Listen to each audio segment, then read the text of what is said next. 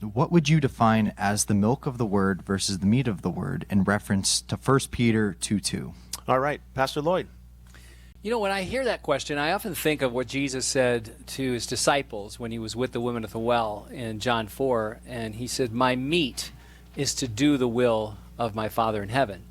There's something about young people are not able to quite do a lot, but they can receive. They're receiving the pure milk of the word.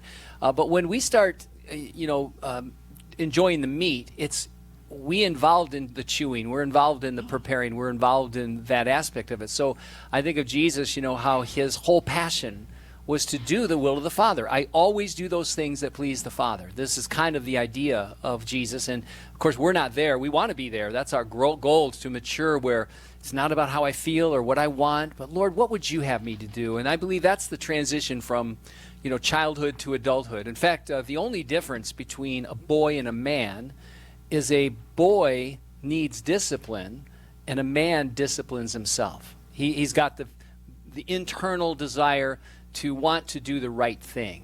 He doesn't have to be told to do the right thing. He's learned it at that point. So I think that's the distinction.